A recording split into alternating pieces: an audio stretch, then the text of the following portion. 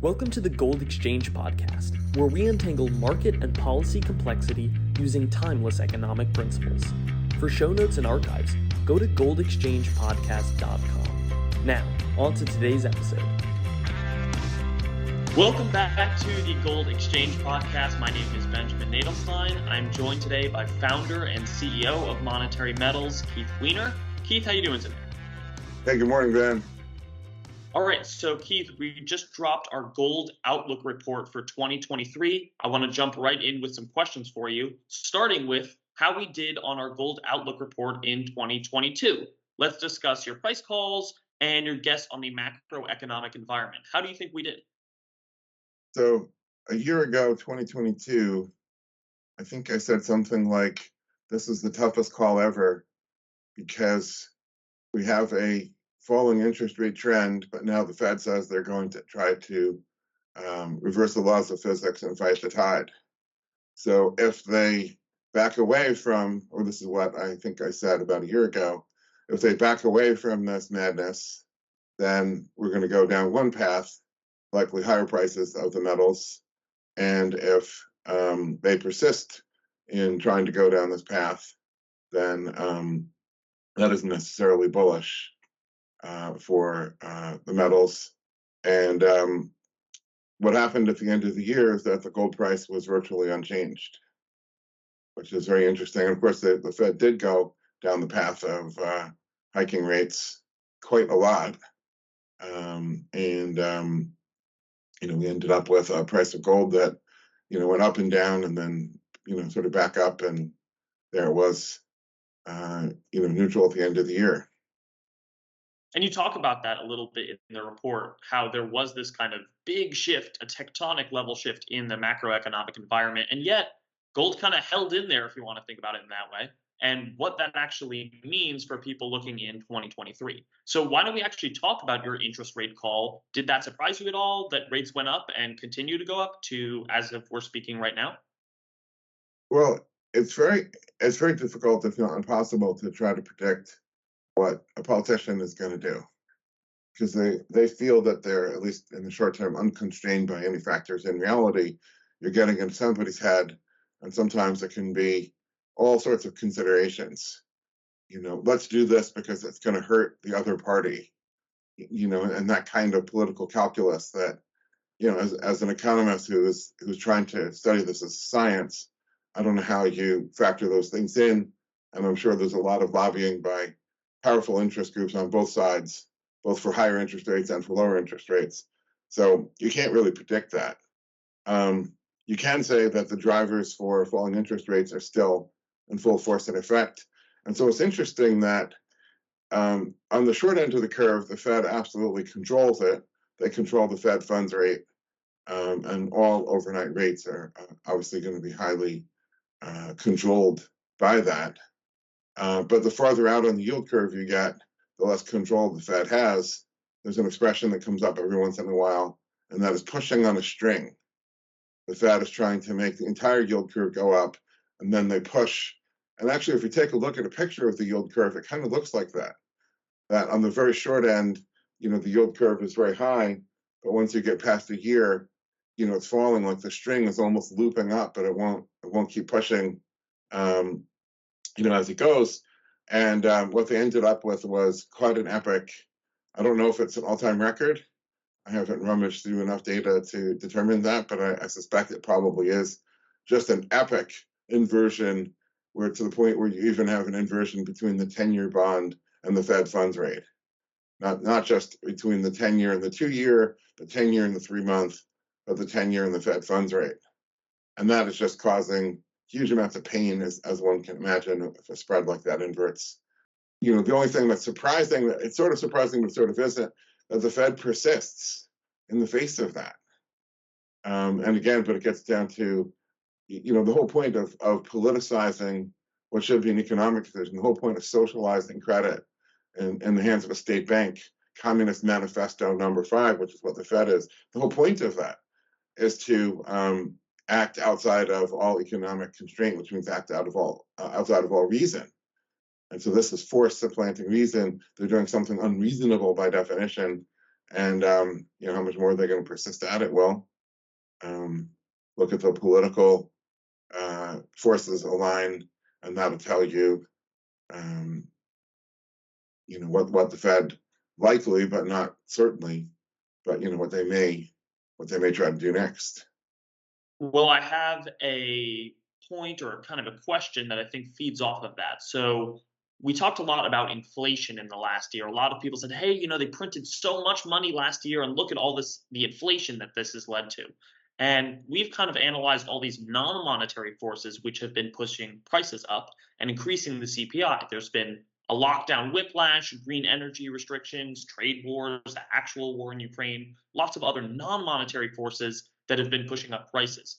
Do you think that what most people are calling inflation is going to calm down in 2023? Or will the destructive power of these kind of Fed rate hikes, which you've also written about, undo any of those price decreases from restrictions easing or this kind of whiplash relaxing? Do you think that there's a kind of balancing out of those destructive forces? Man, that's a tough calculation to make. Um, I think the first thing that people should really have firmly in their mind when talking about inflation, it's like we're using one word to encompass two total different things. Imagine if there was a word that meant bad studenting, and into that bucket we threw both, kids that were just cutting class and doing drugs and not studying, and at the same time we also lumped in the kids that just weren't that smart and that were really trying and really struggling, and the materials to answer them, and we threw them into one bucket. And we're now trying to generalize about what's happening to both of those groups as they graduate from fifth grade to sixth grade, and of course those groups aren't going to behave the same. So we have the non-monetary forces, um, what I call useless ingredients that regulators keep forcing companies to put more and more stuff in that people don't value or even know about, which drives the cost up. Um, and that's been an ongoing trend for many, many, many decades. Um, and I don't think that's the marginal change that's occurring, let's say post COVID. Then you have green energy restrictions. And boy, if those really slammed the poor folks in Europe, really, really hard, because it isn't just the price of your electricity bill. I know somebody on Twitter who runs a small pub in the UK, and he was talking about his utility bill, including natural gas, that used to run, I don't know, 600 or 700 pounds sterling a month previously, and then it's like 12,000 a month. After they caused the price of natural gas to skyrocket with all these insane, restrictions. So it's the price of everything that depends on energy, which is pretty much the price of everything. Name a product, name a good or service that doesn't depend on energy, and it's pretty tough.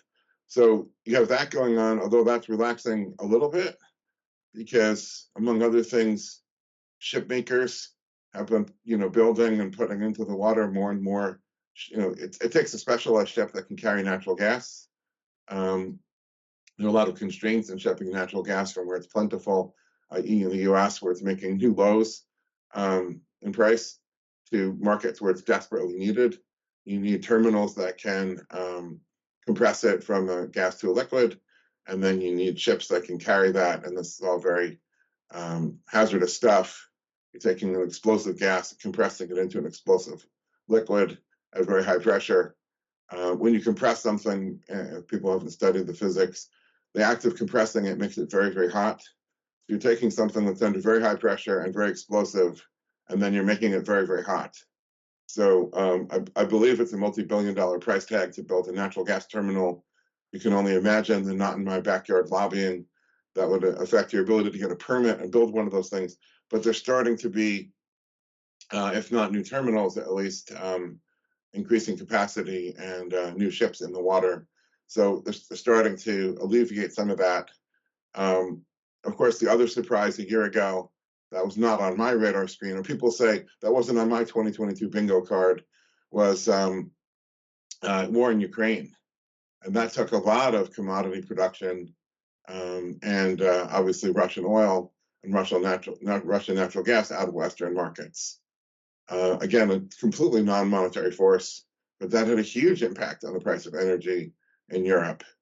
Then finally, you have the wild card of trade war, and it isn't just tariffs. Although governments at random just say we think, thumbs their book, there should be a 175% tariff on whiskey imported from Scotland.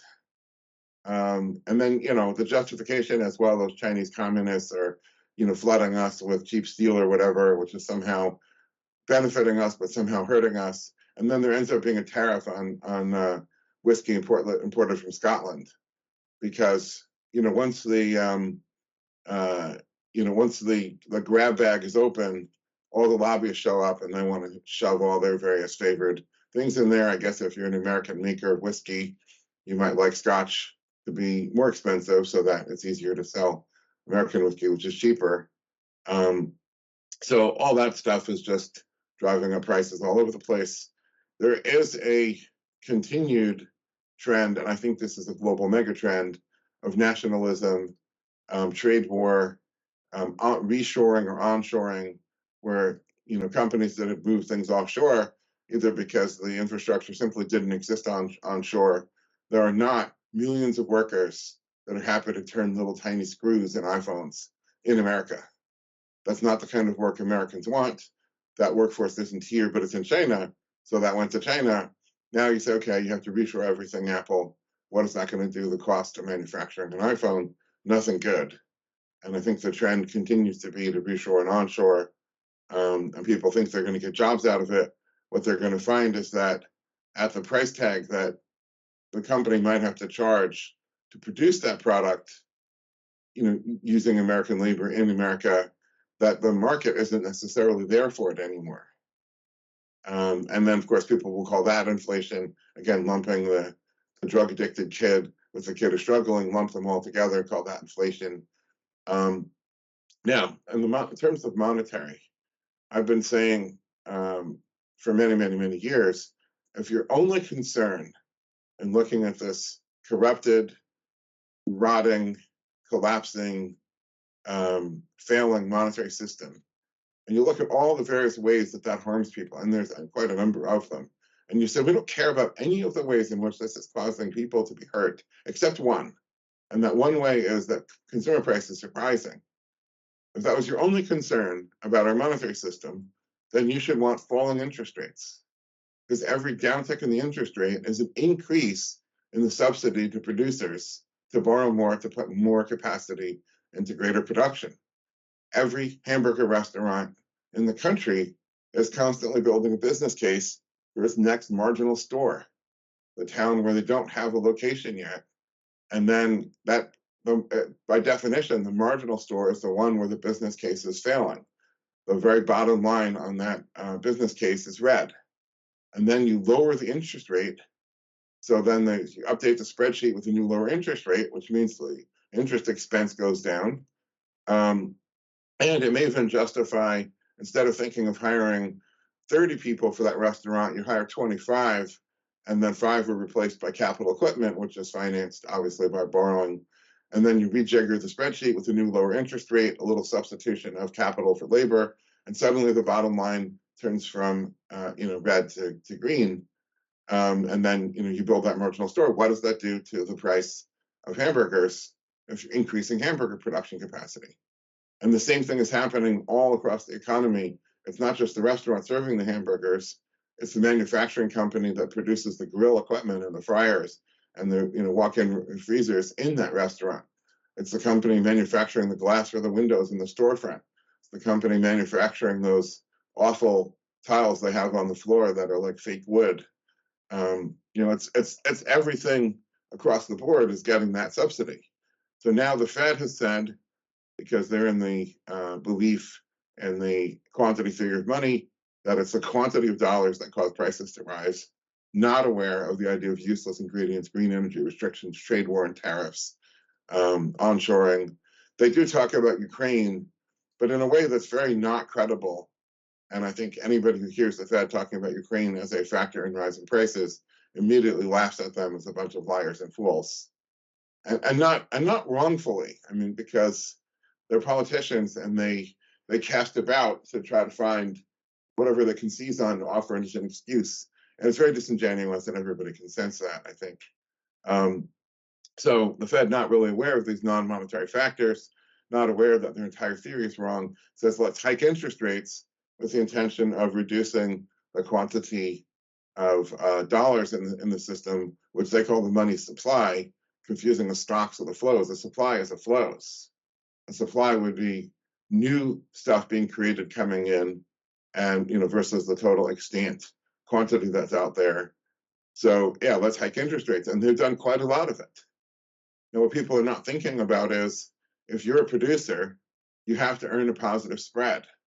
If your return on capital is less than your cost of capital, it is inevitable, it is necessary, it is a forcing function that if you can't get the cost of capital down, which obviously as a business you have no control over that, you have to get out of that deal. You have to shut down that production ultimately, and sell everything off and delever, because at that higher cost of capital, if you're getting a 2% return on capital and the cost of capital is now 6%, you're losing 4% on every borrowed dollar. You've got to get out of that. That is going to kill you. So a lot of productive capacity is going to be destroyed at the margin. Now, what the other thing, so the Fed sort of understands, because Milton Friedman said it, is that in monetary policy, when you make a change, that there can be leads and lags. I never really agreed with the idea of leads, but anyways, I guess he's saying that sometimes the market will attempt to front run what the Fed is doing. Not really sure hamburger restaurants are in the business of doing that, but anyway, they hike interest rates. There's a lag. Now, why is there a lag? Well, one thing is that they've seen this game before. If you look at the rock rolling downhill from 1981 to present, as the interest rates come down, there have been all sorts of zigs and zags along the way. And anybody who prematurely liquidated all their capital assets, shut everything down to try to return their borrowed money, found in the next Fed meeting or the next year that was a foolish mistake, and they just handed the market to their competitors. So the smart thing to do is to ride it out. The same thing with layoffs. How many times have companies laid off in a time of slight monetary tightening, and then only a few months later they look really foolish, and then they're trying to offer big bonuses to get the people back that they just laid off 3 to 6 months ago. So companies try to smooth these things out. They try to ride it out. But ultimately, if the interest rate is truly going to be, and the Fed is saying still more, so let's call it 5% overnight, risk-free. What does that put the 2 or 3 or 5 year corporate bond at? 7, 8, 9%. If that is going to be the cost of capital, man, there's an awful lot of productive capacity that is submarginal. Now, in October, we had Zombie Month for this very podcast right here in River City, and Zombie is a company who produces less profit than its interest expense. Something like 20% of all the corporate debt extant. Prior to all the statistics that we have about zombies are lagging statistics prior to any of these rate hikes, back when rates were effectively zero, something like 20% of all the corporate debt was zombie. Now you go from 0 to, let's call it 5% on the Fed funds rate, which means the corporate bond rate, add 2 or 3 or more percentage points to that. How many more companies that hadn't been zombie at 0 rates are suddenly now zombie, in this environment? And it's a less forgiving environment. So zombies require both cheap credit and also forgiving lenders. Lenders that say, well, yeah, we know that you're not really a going concern. We realize that there's no way you can ever hope to you're in a hole and you're digging deeper, and we're happy to lend you more shovels and take the risk that if you get too deep, then we're going to lose our shovels. We're happy to do that.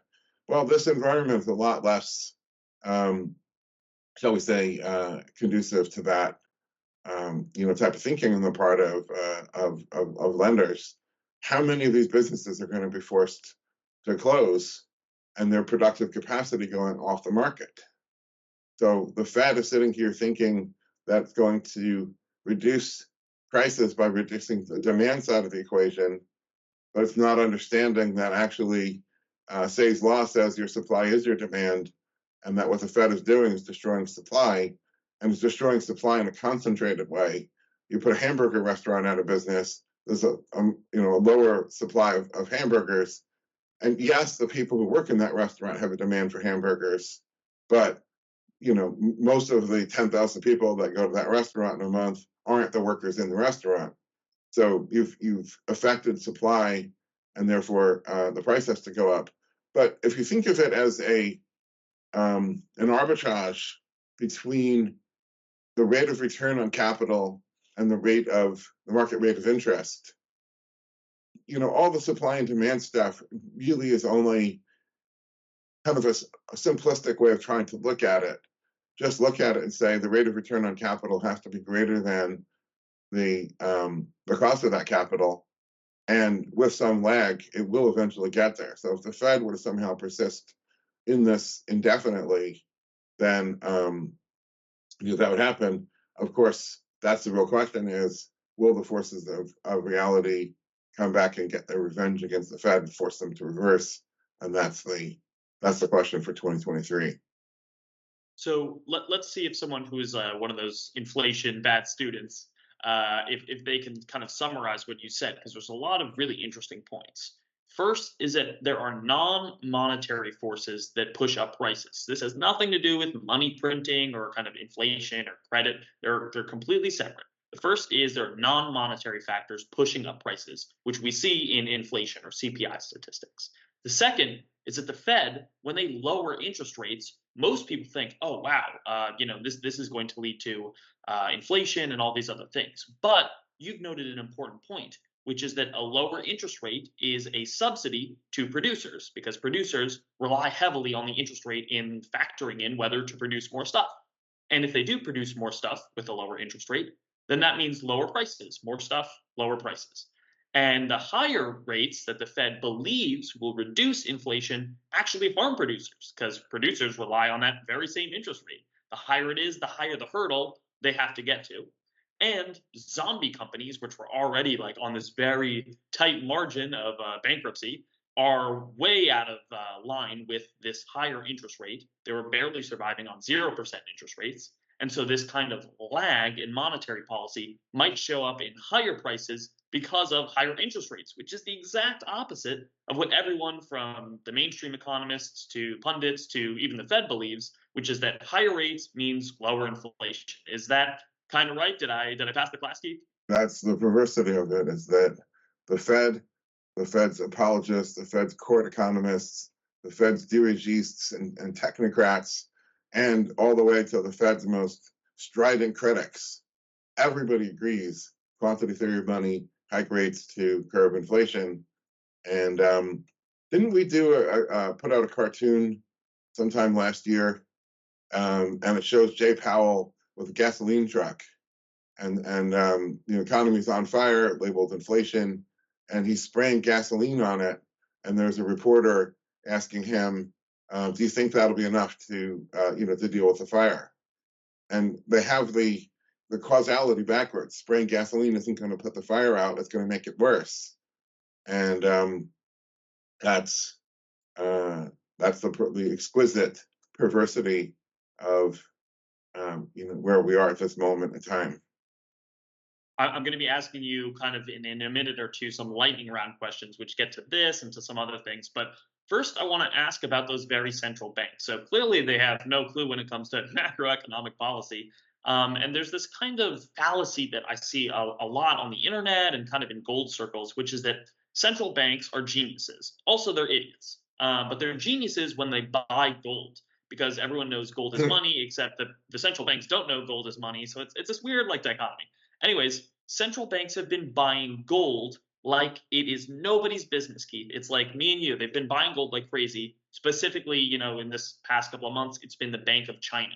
The Bank of China has been buying lots and lots and lots of gold. So I want to ask you, we're kind of making fun of the central banks in this one area and then, touting them as experts in another. Does this matter at all to the price of gold in 2023? The fact that China, the Bank of China, is buying gold, or is this nothing?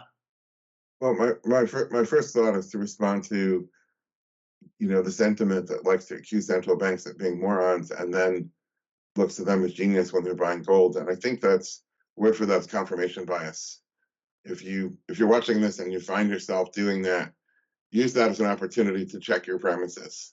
Do I really think they're genius, or am I happy they're buying because I see, um, that seems likely to make the price of gold go up?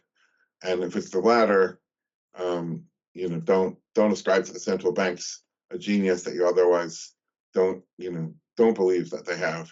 And they're not geniuses. They're politicians. I don't think they're stupid. I don't think they're incompetent. I've met a number of central bankers. They certainly strike me as intelligent folks. You got to be pretty smart to get a PhD in economics, even though a lot of it is what's the differential equation that describes the rate of change of angels dancing on the head of a pin while the pin is and falling in free fall, in a vacuum towards a black hole. It's a complicated equation, right? To calculate the number of angels that would be dancing on the head of the pin and the rate at which that number is changing. But they're politicians, and they're driven by political forces, and of course they're driven by bad theory. So yeah, you have gold buying, and something I talk about a lot is what I call the famous buyer fallacy. The idea that we can point to somebody who's buying because they're famous and say, well, that's going to drive the price up because it's buying.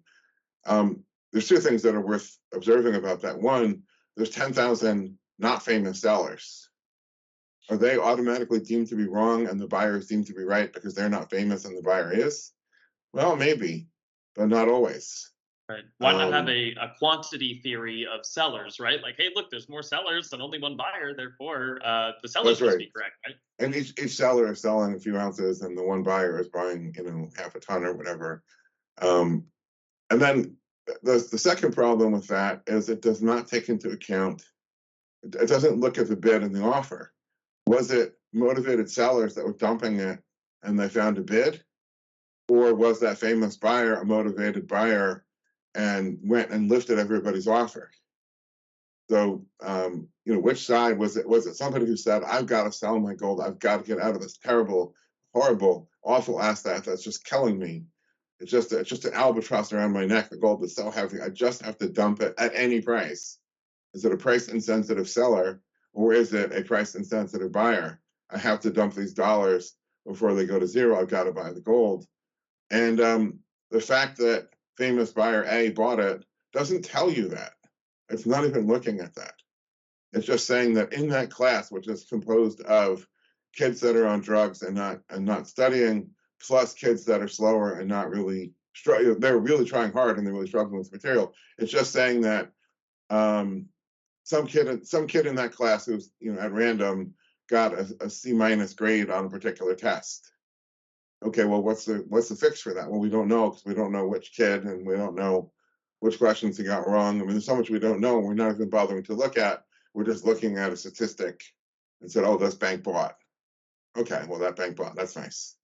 The other thing is that always has to be said, there's a vast amount of gold that's out there.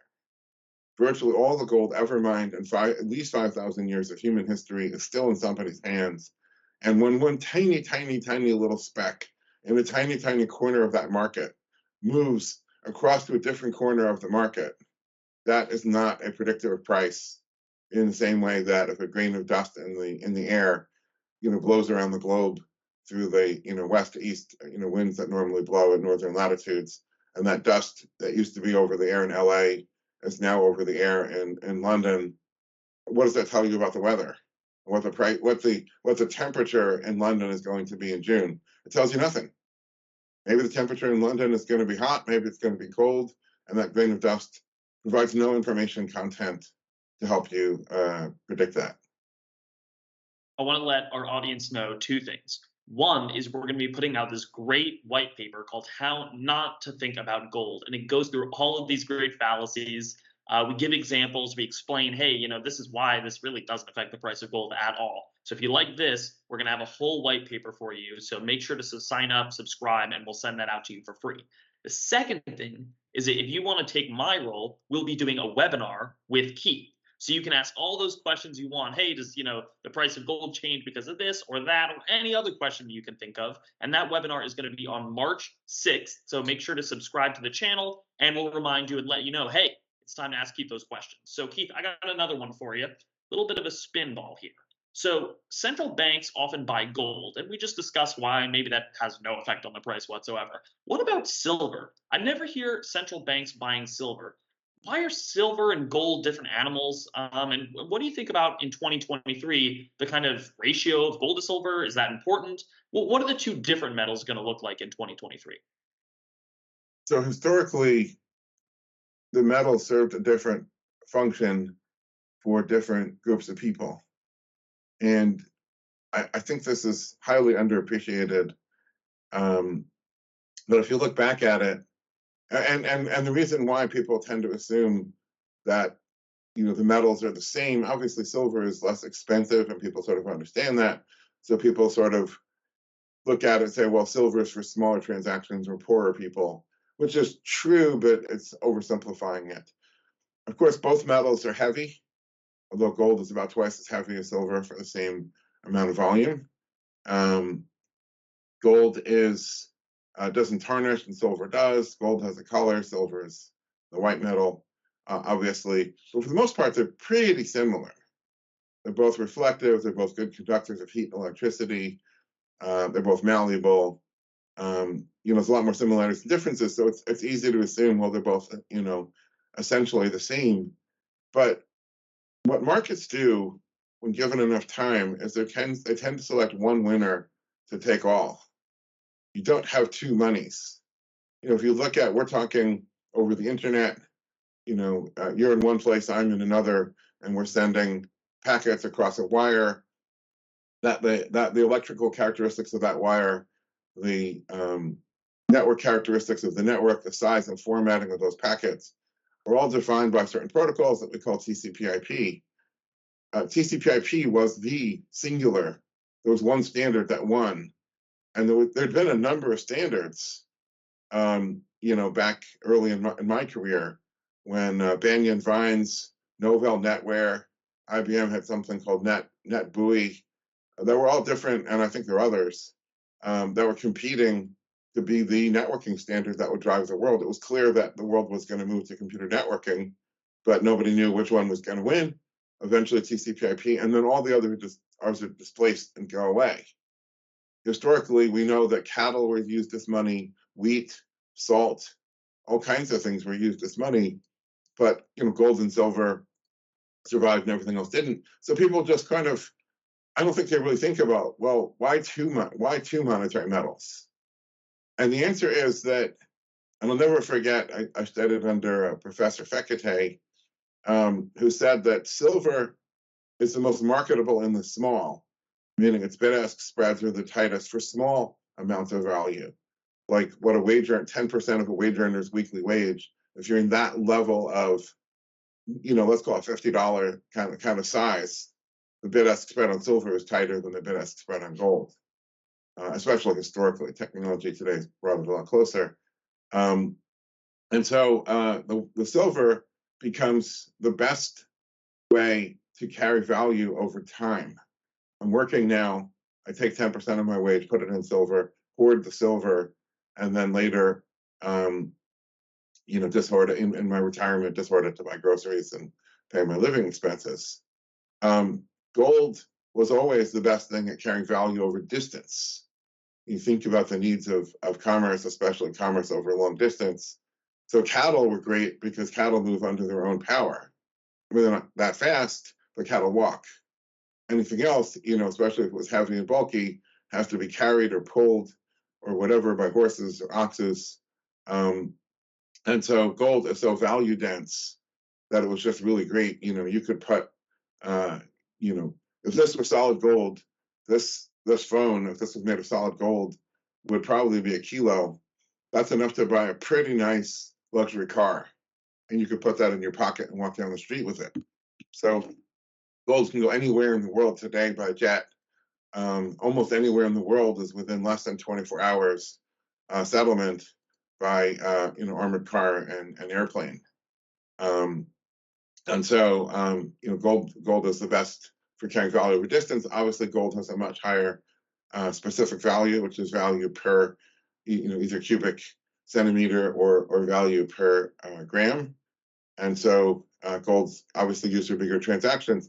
But to think of this another way, if wage earners want to save, especially on a weekly basis, and they want it physically in their hand, silver is the most effective way of doing that with the least losses incurred. Gold being so much more expensive, especially if you're buying multiple ounces of the stuff, it really is as a capital asset. And so gold will trade against other capital assets. Gold is going to be more subject to capital flows as one asset is being sold off and another asset is being bought. Silver is going to be more subject to the fortunes of the wage earners. Now, it's not that big capital asset owners can't buy silver. They can and they do, and we've had plenty of those conversations with some of those folks, obviously offline. Nobody wants to necessarily go on the record as saying that. Not central banks, I don't think, generally touch silver, but a lot of other folks do. But silver tends to be more of a trade, whereas for a lot of these folks, especially not in the U.S., the U.S. less so, but in the rest of the world, gold tends to be a forever, not necessarily the biggest part of the portfolio, but gold, whatever their gold position is, tends to be a forever position. If someone is setting up a intergenerational trust to set aside wealth for their grandkids and great grandkids, and going to some private bank in Zurich to set this up, gold's going to be in that portfolio. Silver, probably not. So that's the difference in drivers for how those two, metals can trade differently at times. That said, the price of silver is more correlated to the price of gold than it is correlated to the price of gold heavily. It is not correlated particularly well to other commodities. Yeah, I find that so interesting that there is actually a big difference in gold and silver. They have all of these kind of traits and characteristics in common, but it's not just, hey, silver's smaller gold, or, gold is big silver. They really do have meaningful differences in either the way that they're bought, why they're bought, how they're treated, some as assets, some as something else. And so that will obviously be affected by different conditions. So gold and silver will move differently. So, one kind of final question before we get to this lightning round: what should investors who are in one of the metals, or maybe both of the metals, think about in 2023? Does the gold to silver ratio matter? And should I think of maybe going into one metal, diversifying? What do you think about that question? Well, if you're in silver, the gold silver ratio absolutely matters. And again, it's that gold being the objective measure of value. If you're in silver and the gold silver ratio is going up, that means it's more and more ounces of silver equivalent to 1 ounce of gold. You're losing value. So you're probably not happy about that. If the gold silver ratio is going down, you're gaining. And that's where obviously you want to be. I think one thing that people should be looking for in the silver community, one of the I guess I'll call it conspiracy, not really conspiracy, I guess I'll just call it rumors, belief that goes out there. Is it always starts out, the price of silver has to go up because, and then dot, dot, dot, and there's all these arguments that people swap in for that blank. And one of the arguments is because there's a deficit between silver supply. Now, in this case, supply being used properly, unlike earlier, money supply not being used properly, which is, silver coming out of mines and recycling, they claim is less than the silver that is going out in the form of, electrical, switches and solar panels and whatever, that there's a deficit. And I always say, look, suppose that's true, and I don't study supply and demand numbers like that, because I ultimately don't think that's a productive use of time. But if that were true, then what that means is silver is being demonetized. That all of what makes a monetary commodity or a monetary metal monetary is its vast stocks to flows. And you're saying this, the stocks are being eaten up and being put in landfills in the form of, used up solar panels, and every washing machine has little switches in it, relays that have some silver on the contacts and so on. And that unlike gold, silver is too cheap to be worth recycling. So all that stuff is going out. If that were true, silver is being demonetized. The stocks are being consumed. It stops the flows is collapsing, and that inevitably, silver is going to be down to copper or lithium or anything else that may or may not be expensive, but is just an industrial ingredient and nothing more. If that were the case, then you would expect silver to trade a lot more like copper, or the battery metals or whatever, than a monetary metal. So far, that's not the case, but that would be something to watch for: is silver being demonetized. Wow. I find that so interesting because on one hand they're arguing for kind of this like monetary price, rumor or something to happen in terms of silver as the money. It's gonna maybe explode in price or X Y Z. But on the other hand, if you actually look at the arguments they're making, they're really making an argument for the demonetization of silver and kind of silver becoming an industrial metal, which who knows if that will happen or if that's a good or a bad thing. But the argument itself kind of is pointing towards demonetization of silver, Right. and yet the end result is they're hoping that silver as money increases in dollar price. Because it's just quantity theory thinking. It's attempting to say, well, if the quantity goes down, then the value of each unit is 1 over n, where n is the number of units, and so therefore the most valuable money is the one where there's only 1 unit. And I always joke and say, how many original Keith Weiner paintings are there? Well, they must be really valuable, right? Because the quantity is so low.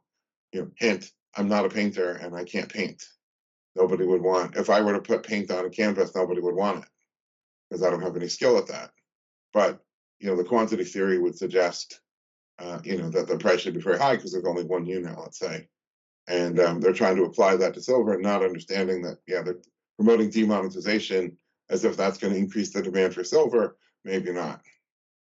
Right. By the way, if you go into the comment section and write what painting you want Keith to do, I'll see if I can get him to do it for the next podcast. Okay, Keith, I want to do a lightning round with you. So I'm going to give you just kind of rapid fire questions, some on the Outlook report, some on macroeconomics, some just kind of fun ones. Give me just your quick thoughts, yes or no, up or down, and then I'll ask you your final question for the podcast. Okay, let's go.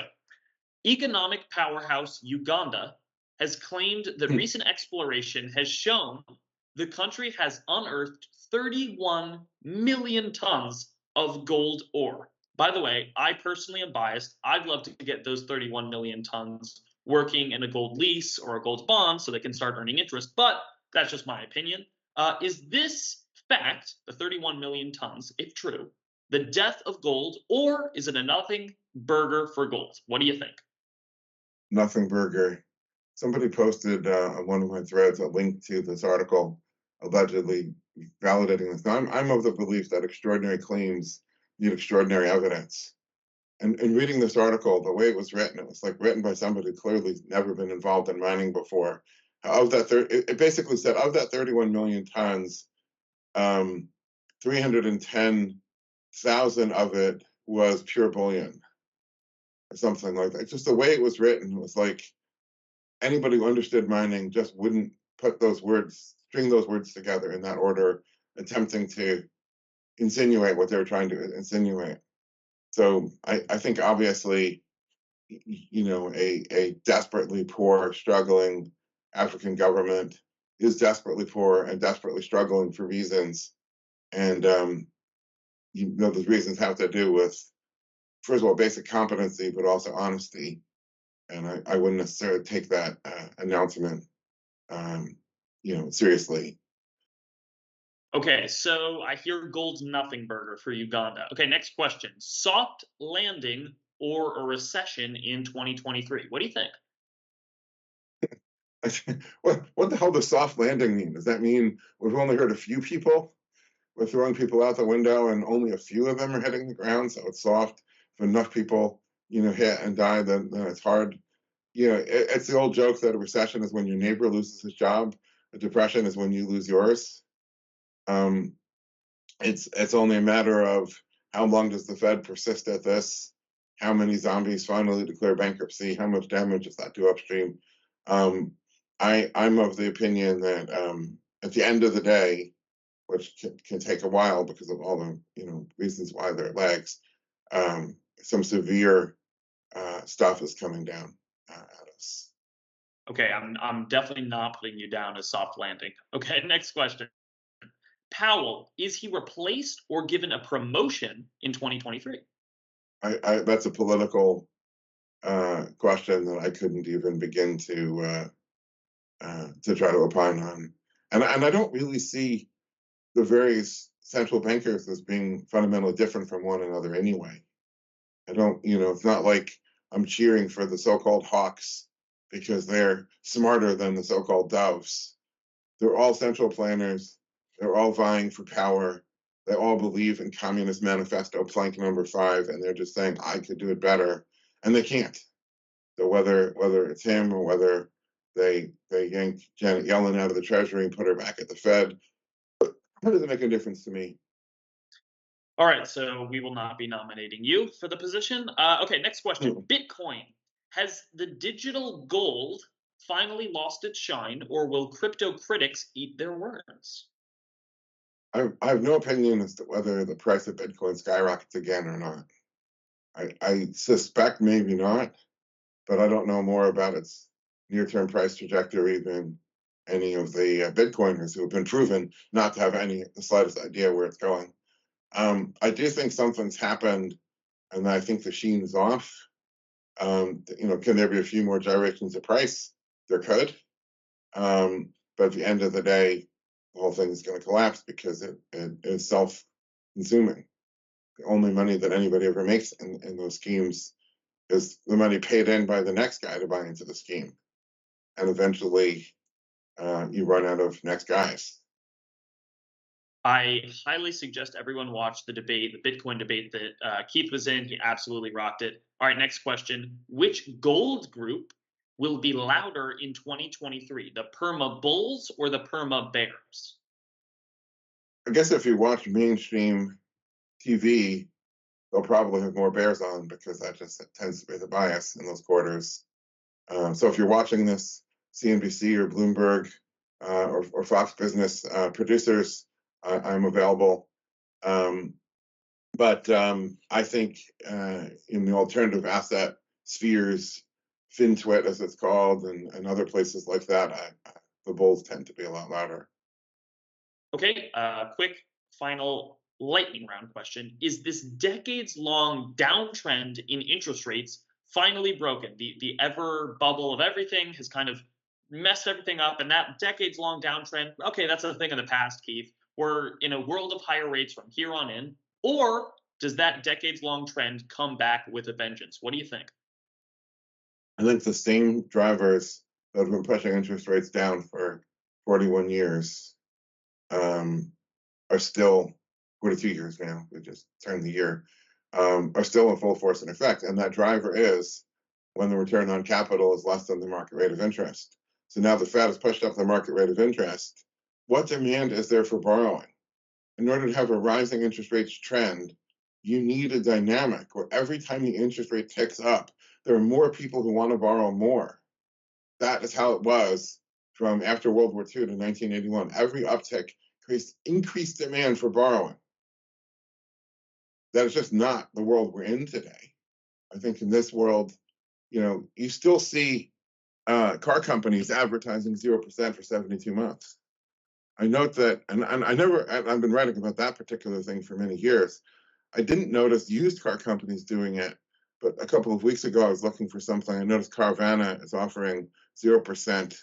I don't know if it was 72 months. It might have been slightly shorter, but a pretty long duration loan on used cars. And there's an obvious reason for this, which is that the demand for cars would fall off a cliff if people had to pay the market interest rate unsubsidized to buy a car. Well, every would-be borrower everywhere is in the same boat. There is not a demand for borrowing at 8%. Very, very, very few companies are in a position and not the ones that are producing mainstream things in mass quantities. So no, I think the trend continues down. I think the Fed is going to be proven wrong, and it's a matter of time. And that's the hard landing debate. So there's another one of those things. How can you believe central banks are smart and dumb at the same time? How can you believe that we're going to have a hard landing, which I think most people in the gold and hard asset community believe, and at the same time believe that we're now in a durable rising interest rates trend that's going to last for a decade or more? That hard landing is going to be the thing that you're going to see the interest rate, meteorically crash.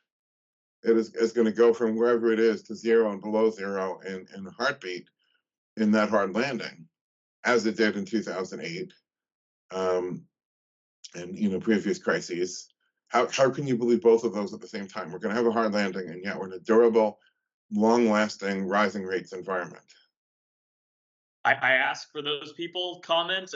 We want to see what you think in the comment section. Okay, final question for you, Keith. What are your price calls for gold and silver in 2023? Very, very hard question to answer. And that's why I wrote out a long answer in the Outlook report, which I encourage everybody to read. Okay, that wraps up the podcast. Everyone, please check out the Gold Outlook report. It'll be in the description. And reminder, we have a webinar with Keith. He'll answer all your questions on the report on March 6th. So we hope to see you then. And thanks again. Make sure to subscribe. This episode was brought to you by Monetary Metals. Monetary Metals is a different kind of gold company. Others buy and sell gold. Monetary Metals operates the Gold Yield Marketplace, a platform of products that offer a yield on gold paid in gold to investors and institutions, and are gold financing simplified, reliable financing denominated in gold with a built-in hedge for gold-using and gold-producing businesses. To learn more, visit www.monetary-metals.com. See you next time.